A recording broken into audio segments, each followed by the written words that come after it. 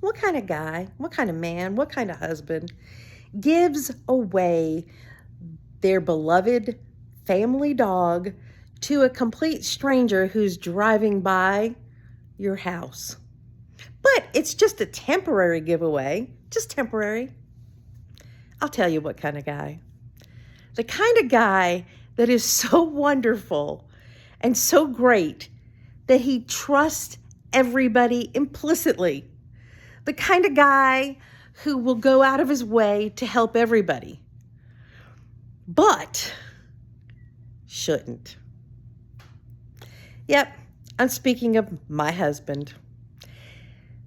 Again, when my children were younger, we bought our son, or Santa bought our son a dog, a boxer, beautiful boxer.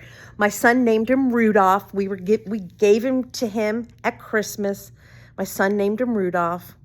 And a year and a half went by, and some family was driving by our neighborhood. My husband was out front, and they stopped the car and they said, "Oh my gosh, what a gorgeous dog. We have a boxer at home, and we've been looking for a stud to breed her with. Can we take your dog home and stud your dog with our dog, and in turn, we'll give you pick of the litter?" Okay. My husband handed over the dog. Didn't come in and talk to me. Didn't ask the kids. Nothing. Handed over the dog.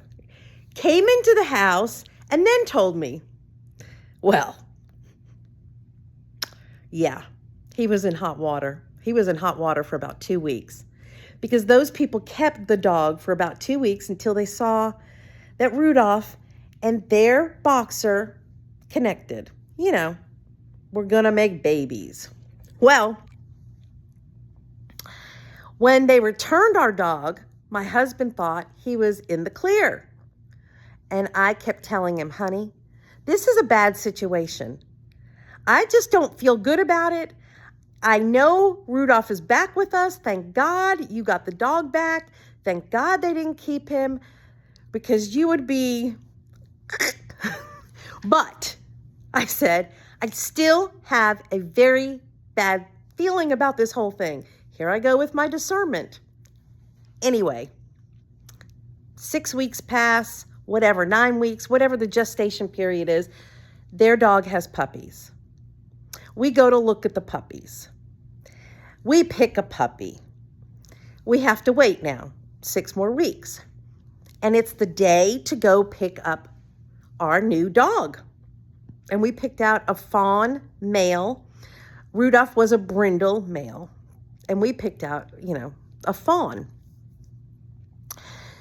So we're calling her, and I'm calling her, and I'm calling her, and she's not answering the phone. And we're trying to arrange a time, and this was the day we were supposed to pick up the dog. And I'm like looking at my husband going, okay, here's where my bad feelings are coming to fruition. Nothing could have prepared me for what the truth was. 2 days later, she called. My husband had a miserable couple of days because I was just yapping at him saying, nope, this was wrong. This is where the problem is. She's now avoiding us. We're never going to get the dog. Of course, we got Rudolph back, and that was the most important thing. But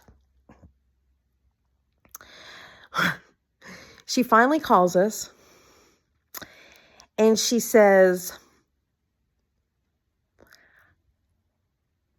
I'm so sorry that I didn't meet you all the day we were supposed to meet. But I was in jail because the day we were supposed to meet, I murdered my husband. This is a true story. Well, turns out the man that she was with, whom we thought was her husband, wasn't really her husband. It was her lover. And her husband found her with her lover and went in to get her, attack her, to do something, whatever, and she shot him. And he died. She shot him as he was breaking in the door. The saddest part about the whole thing is her 10-year-old daughter witnessed all this. And I mean, that's just, ugh. But I'm telling you, people, when I have a feeling, I have a feeling. We eventually did get the fawn boxer.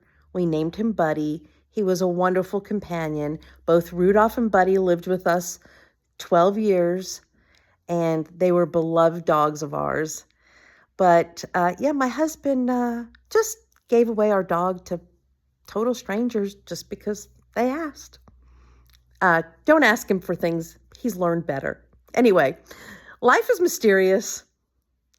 Like and follow and share. If you all like my stories, they're all true.